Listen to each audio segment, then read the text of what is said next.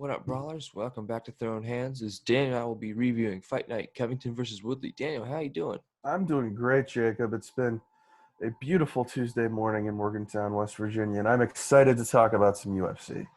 Yes. So I won our fantasy matchup. I'm just going to show off You there a little did. You bit. did. Well, here's the thing. Here's the thing. We're going to talk about this for a minute. Okay. I started Naeem Hines, who was outtouched 28-1 by Jonathan Taylor.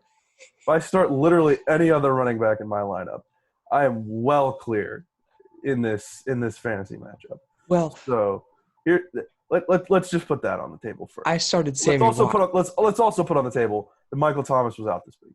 So I'm not trying to make excuses. What I'm saying is, if you're playing the long game, Fitzmagic's chain, as managed by Daniel Woods, is the team to bet on here. That's all I'm saying. We've figured some things out in the first 2 weeks. We've got the running back lineup nailed down. We've got the rotation nailed down. And then you move on from there. You get a Michael Thomas healthy in a couple weeks. We're ready to roll. We're headed for the playoffs. The wagon is loading up. It's just a matter if you people are going to hop on. That is the matter at hand. Okay. Let me say something. I started Sammy Watkins, okay? Yeah. He had Sammy, one touch. it was the same thing for Naeem Hines. He was your flex. He was my running back too. Dude, I should have started. I think I'm going to start John Brown now. Like, he's good. I mean, why not? Like, honestly, all right. Let's get to some mixed martial arts. First match. Yeah, first match. That's what the people are here to hear about anyway. All right, let's talk about Kevin Holland versus Darren Stewart. Kevin Holland really putting out the output on Darren Stewart, picking his strikes, but Darren Stewart almost won that. Almost made it a draw with that nearly 10-8 third round. I probably would have scored that one 10-8. He got Darren Stewart with 3 takedowns. I mean, he did his job there in the third round to almost close the gap. What were your thoughts on this one? Yeah, you hit the nail on the head. It was all Kevin Holland through the first 2 rounds, and then Darren Stewart did everything in his power to try to at least turn that into a draw in round 3. But again, it was Kevin Holland just doing what Kevin Holland does, and that's keeping the pressure up with strikes. Outstruck Darren Stewart 163-97, 74-57 on significant strikes.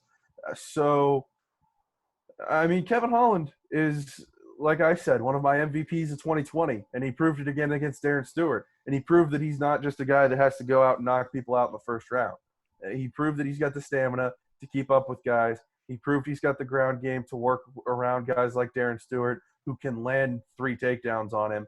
So I was relatively impressed with this fight because it was a different kind of fight than we've seen Kevin Holland have most of this year, and he was still able to thrive. Obviously struggled in that third round, but he was still able to thrive and come away with a decision win. Yeah, I mean, I'm really not going to add anything to that. I think Kevin Holland, he definitely did lose that third round. He wasn't pleased with his performance either. He told Dana White, hey, I kind of lost that fight at the end there. So I think Kevin Holland's in the right mindset when it comes to his performance. Maybe he'll tighten up third rounds after this fight. But I'm excited to see where Kevin Holland goes and on to where these people go. What do you think is next for Darren Stewart?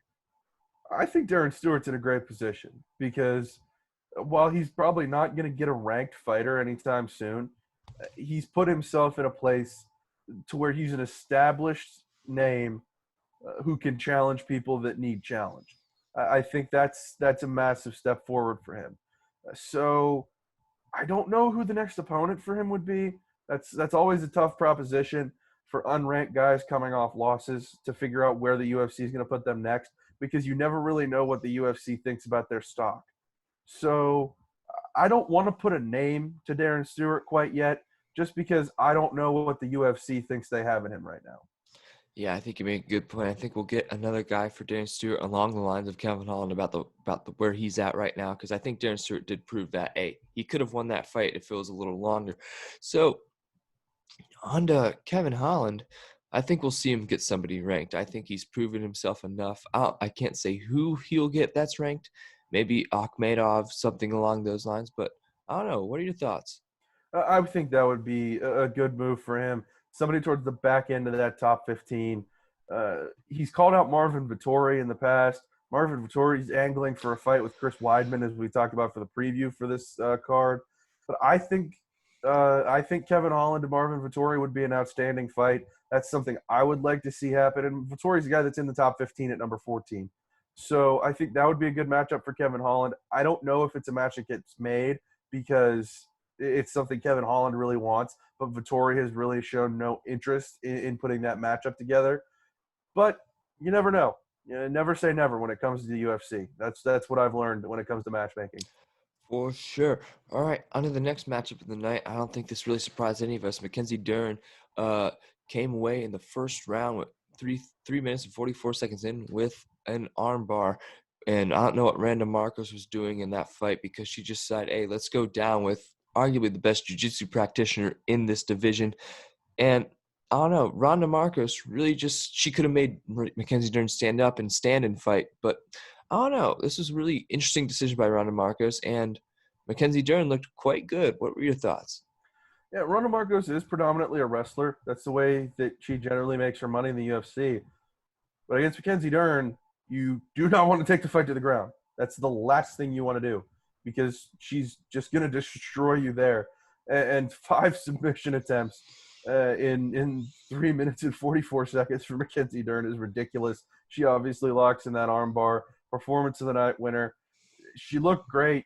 She looked like every bit of the highly touted jiu-jitsu fighter that we've seen her made out to be her entire UFC career. And she's just been so dominant in her last couple fights. This armbar against Mackenzie Dern, the leg submission in her last fight, she's looked really good. And I think we're going to see her probably take a jump up from that number 15 ranking that she's got right now.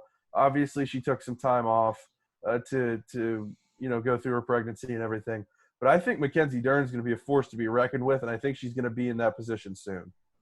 Yeah, and speaking of positions, we're going to talk about what's next for Ronda Marcos. I think we could see her become a gatekeeper in the strawweight division. I think she's a solid challenge for any up-and-comer that wants to try to get into this top 15. So I think that's a good thing. What do you think? That makes a lot of sense. I think that's the biggest thing for Ronda Marcos is she's past the point in her career where she's going to be a title challenger, where she's even going to be, a top 15 challenger. But I think she has a very clear place on this roster as somebody that can be a stiff challenge for these up and coming prospects that the UFC really needs to give a chance when it comes to women's MMA because we've seen these divisions stagnate a little bit over the last year. And I think Ronda Marcos can be somebody that can not necessarily be a star-making opponent, but an opponent that if one of these prospects comes up through the rankings and can say they knocked off Ronda Marcos on their way up, I think that is a really big thing you can put on your resume as an up-and-coming MMA fighter in the women's strawweight division. So I think that's the role we'll see Ronda Marcos get into. Not even gonna add anything to that. So for Mackenzie Dern, I think the fight we all want to see is Dern versus Hebus. That's the fight I want to see. You might maybe a Tisha Torres fight, but Hebus is the fight Dana wants, I'm sure, and that's the fight we want. What do you think? Exactly. Mackenzie Dern, Amanda Hebus would be just an absolute war on the ground, and I'm here for it. Alrighty. So to the next matchup of the night, Johnny Walker versus Ryan Spann. Johnny Walker got wobbled by Ryan Spann early in the fight, but Johnny Walker came back. 26 of his 30 strikes were significant, and he really just put the pounding on Ryan Spann. What were your thoughts on this one? I came into this fight pretty low on Johnny Walker. He's a guy that obviously was an outstanding prospect in light heavyweight division not that long ago and had just not looked very good in his last few fights. But Ryan Spann was a guy coming in with a lot of momentum, with a lot of opportunity and a lot of promise in his UFC career. And that promise is still there. But Johnny Walker was pretty clearly the superior fighter in this one. Lands 30 strikes in 242, 26 significant. Outlands Ryan Spann 30-10 in total, 26-7 in significant. And despite getting taken down twice in that time period, was able to recover and just put him down with that knockout. So, I mean, Johnny Walker looks like he's getting back to the point that he was when he was, so highly regarded in this light heavyweight division. And with obviously John Jones moving up to heavyweight, some things still needing shaken out in this division, this is the time to be hitting your stride as a light heavyweight. And if Johnny Walker can do that, then he's absolutely a force to be reckoned with in this division, and absolutely a guy you have to watch out for moving forward. Yeah, I can't disagree with anything you said there. And speaking of moving forward, we're going to talk about what's next for these guys. So I think for Ryan Spann, I think we'll see him still get somebody in the top 15, but obviously somewhere maybe 13 to 15. I think Magomed Ankalaev would be a good fight for Ryan Spann. What are your thoughts? That's a good fit. I think Ryan Spann is maybe wasn't ready for this far of a jump in talent, but he's still somebody in that top 15. He's gonna stay where he is in terms of rankings at number 12. I think I agree with you. Ankalaev would be an interesting matchup for him. Somebody that's just a well-rounded fighter that Ryan Spann can kind of go out there, work some kinks out against, and probably I would say take home a win. And as for Johnny Walker, I think a good fight for him would be Anthony Smith, because Anthony Smith, he's I think they'll probably try to pair Anthony Smith up with a guy who is not as good as him, so he can get a win. And Johnny Walker, I think he could definitely beat Anthony Smith with his length. So I think that's the fight to make, and I think they get a nice main event card right there. What do you think? I think Johnny Walker and Anthony Smith would be a great fight. And I think that's probably the fight we're going to see. And like you said, I think that can be a fight night main event. The fight that I would want to see in this situation might just be Johnny Walker against Yuri Prochazka. And I get that the UFC has really big plans for Yuri Prochazka moving forward in the light heavyweight division. But you put those two guys in the octagon across from each other, and it's going to be absolute fireworks. And I think that would be one of the most fun fights to watch of the entire year if you were able to put those guys together before the end of 2020. I don't think it's going to happen because I think Prochazka is on another trajectory right now. But if you were to take Johnny Walker and Yuri Prochazka and match them up, I would watch that fight. I don't know how much money I would pay for that fight. It would be a lot. Yeah, it would be a lot of money, and I also pay a lot of money for that spelling bee between the two of them. All right. All right, let's see who can perform on the stage. All righty. So, not much to talk about here. Hamzat Chimaev coming against Gerald Meerschaert. They circled the octagon once. Chimaev straight right to Gerald Meerschaert's jaw, knocks him out. What were your thoughts? I mean, all that you can really say about this fight is how dominant Hamzat Chimaev was. I mean, just absolute domination in this fight. Like we said, 17 seconds, boom, one punch, gone. Like, we're talking about a guy that is already one of the best wrestlers in the UFC. And he's got hands like that. That's not fair. That's just not fair.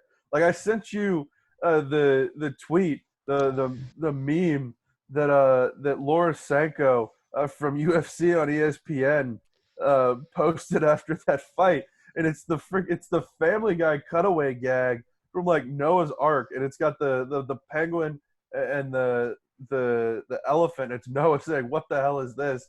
And it's got literally a penguin body with an elephant head, and the elephant is Khabib Nurmagomedov, and the penguin is Conor McGregor, and then like the mixture animal, whatever you want to call it, is Khamzat Chimaev. And that's exactly what this is. That's exactly what he's proven to be. It's like, obviously it's hyperbole, but he's Khabib Nurmagomedov's wrestling with Conor McGregor's hands, which is terrifying. That is absolutely terrifying that there is somebody with that kind of ability. And he's fought 3 times in the UFC and has not been even remotely challenged. I mean, we're talking about a guy that – how many strikes have been landed against him in the UFC? 4? Big 4. 4. 4 strikes have been landed against this guy in 3 fights. That's insane. It's something to note. Yeah.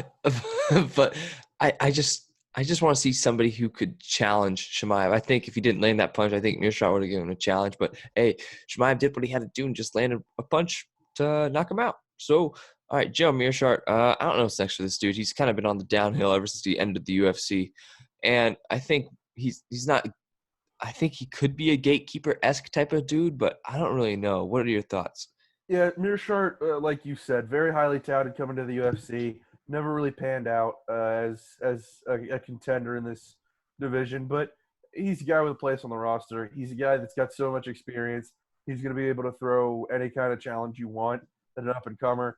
I think he's not by any means a top 15 guy, but he's got a place on the roster. He's got a place where he's got a clear cut role, and he's going to be able to, I would say, operate in it pretty nicely.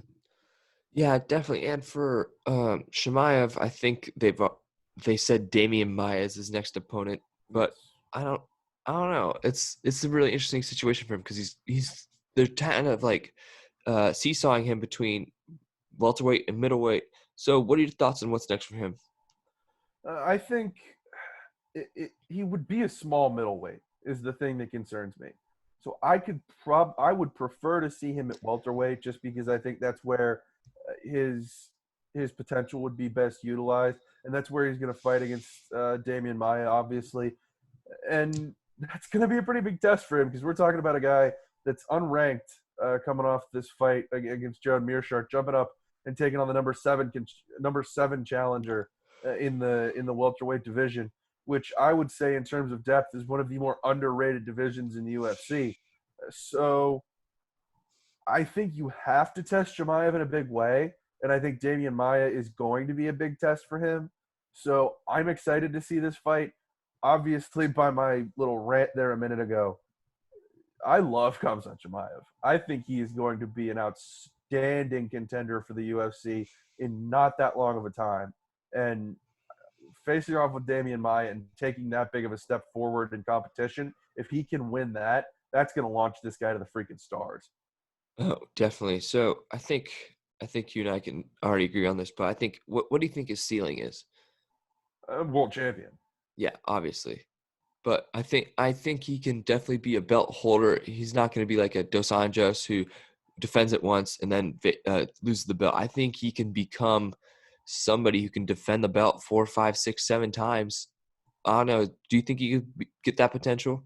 I think so. I mean, he's proven so far to look like a guy that you create in freaking career mode in one of the UFC video games. Why not? Why, why not pull off something like that? I mean, he's been so dominant so far, and he just looks like it. Watching it looks like a video game when you watch this guy, and I can see him having that kind of potential where he is a multi-time belt defender, maybe even a multi-time champion. And with what we've talked about with him at middleweight, maybe a multi-divisional champion at some point. I think Khamzat Chimaev, the way he has fought in his first 3 UFC fights, unless something changes, looks to be the next guy to kind of step up to that transcendent level. And that's really high praise, but I think it's something that's definitely possible with the way his career is moving right now. Oh, definitely. So I'm not gonna add anything to that. On to the next bout of the evening, Donald Cowboy Cerrone versus Nico Price. A majority draw, if I'm not mistaken. Yes. Nico Price was deducted 1 point for poking Cowboy in the eye twice in the first round and not closing his hand to a fist. But Don Cowboy Cerrone said something really interesting at the press conference. He said he lost that fight because it was a draw, and that he believes that his roster places not guaranteed anymore. We'll get into that a little later. But what were your thoughts on this fight? Yeah, Nico Price, I thought won this fight other than the point loss for the eye poke. So you love to see Donald Cowboy Cerrone still out there, and you love to see just the personality and the spirit that he brings to the fight. But Nico Price beat the hell out of him for 3 rounds. I mean, Cowboy was competitive and he stayed in the fight, but Nico Price just, I mean, it seemed like a matter of time before he put his lights out. And Donald Cerrone has such a great chin that never happened. But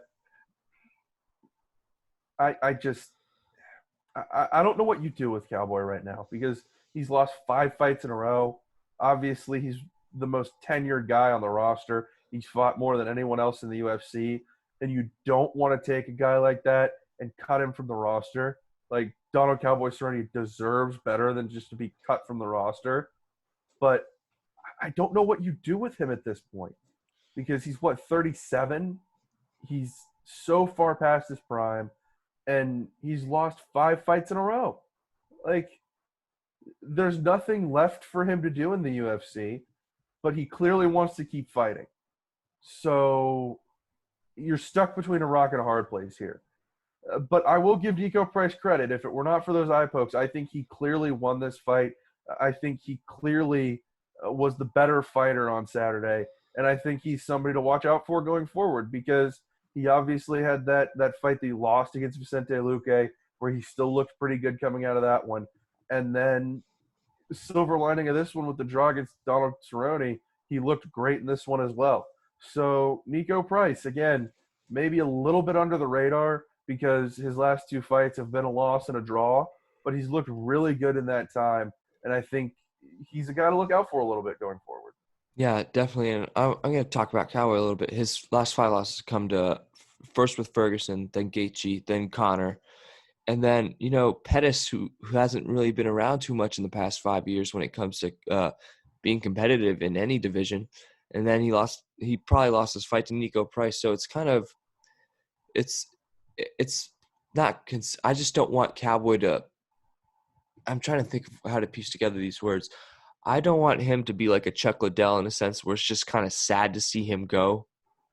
I'd want him to leave when he's healthy. And I think honestly the best time for him to leave would be now because he got the hell beat out of him against Nico Price. And I just don't want to see Cowboy, just get knocked out cold at 38. It's not something I want to see. So I don't know if you have anything to add to that. I don't. I mean, he's got a great life set up for himself outside the UFC. We've seen his family. We've seen what he has with his ranch and everything. I think it's time for Donald Cerrone to ride off into the sunset. You hate to say that, but you want to see your heroes have a happy ending. And while a majority draw against Nico Price isn't necessarily like the happiest of endings, you want to see Donald Cowboy Cerrone be able to go into the rest of his life and be happy doing that. And I think this seems like a good point for a clean break where he would be able to do that. Yeah, I think it's time to send his career off to the farm where all the dogs go. So I think Nico Price, I think we see him get somebody ranked. I think, hey, maybe a Robbie Lawler fight or a Showtime Pettis fight. What do you think? Yeah, I think you put Nico Price up against somebody that's an older fighter, somebody on the backside of their career, because like I said, Price hasn't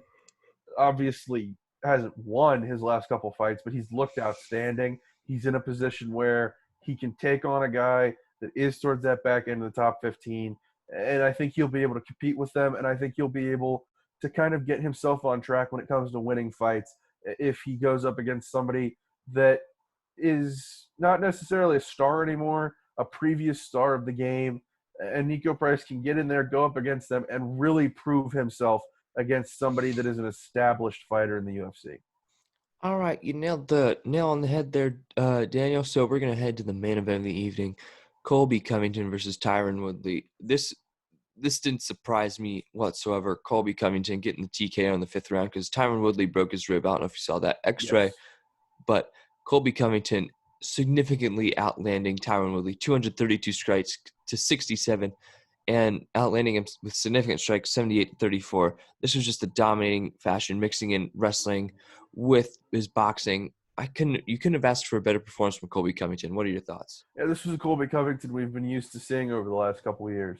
And that's a really good thing for the UFC when it just comes to marketability in this division, because everything's coming together for this welterweight division to be absolutely outstanding moving forward into early 2021. So the fact that Colby came away with the win here and looked so good in doing it and was so dominant against Tyron Woodley, finishing it in the 5th round, was, I think, a huge step for the UFC plans in this division, because I think there's going to be some major fireworks in the UFC welterweight division moving forward, just because of the nature of the guys at the top of this division. I mean, Kamaru Usman is the champion. He's one of the best fighters in the world. Gilbert Burns is still waiting for that shot. You've got Colby at number 2. Leon Edwards has been left out in the cold, it seems, 47 times when it comes to title shots in the welterweight division, but he's going to get it eventually. You've got Jorge Masvidal lurking in the shadows right now. So I think Colby's win makes this welterweight division absolutely must-watch television anytime anybody towards the top of this division comes on your screen. Yeah, I have to agree with you there, and it's a really interesting title picture. But before we get to the title picture here, I think Tyron Woodley should hang him up. I don't see him winning fights. He's lost. He said there's no plans to retire, Uh, but I think he should reconsider that thought because out of his last 3 fights, he's lost every single round. So that's not good. It's it's not it's good. it's not good. It's not And good. and They've all I been main events as well, right? yeah, they've all been main events. And 15 rounds in a row. yeah, This is not good. and I think Chael Sonnen made a really good point. He hasn't lost quickness, but he just doesn't look like Tyron Woodley. There's no aggression. No, he's not There's no moving. aggression in his fights. No, he's tentative, and that's what I'm concerned about. You can't be 38 years old and tentative because you're just gonna get the absolute crap beat out of you. So it's really concerning for Tyron Woodley. And Dana White even said he should hang him up. So I think he should hang him up. What do you think? Yeah, Tyron Woodley, obviously a guy that you love to watch fight when he was in his prime, a guy that was one of the best fighters in the world in his prime, but he's not in his prime anymore. And it's kind of similar to what we talked about with Donald Cerrone.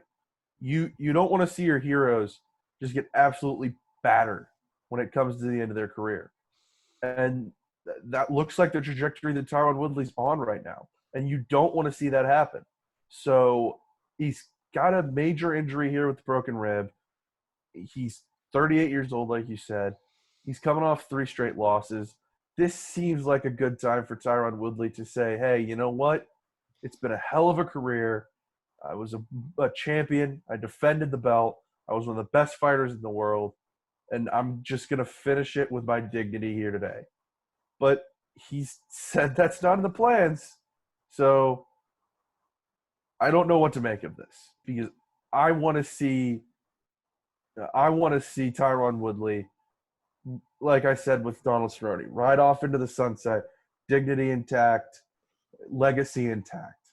But he doesn't see it that way. He sees himself as potentially getting back to that championship caliber. I think we should feed him to Hamzat Shemaev and just teach him a lesson that it finally is over. I mean, there were probably worse ways to go about it. Yeah. So I think you and I both agree he should probably hang it up. But to how this welterweight division pans out. So we have Usman versus Gilbert Burns coming up next. And depending on what happens there, I'm very curious to see who gets the next title shot or what other matches will be made. Leon Edwards, he's just been kind of hanging out there, like you For said. his sake, I hope Leon Edwards gets the next title shot. Yeah, I hope so too. Just for Leon's sake, because he's been waiting so long. Yeah, but he hasn't fought in over a year, and that too. So I think the fight to make is Masvidal Edwards, in my opinion.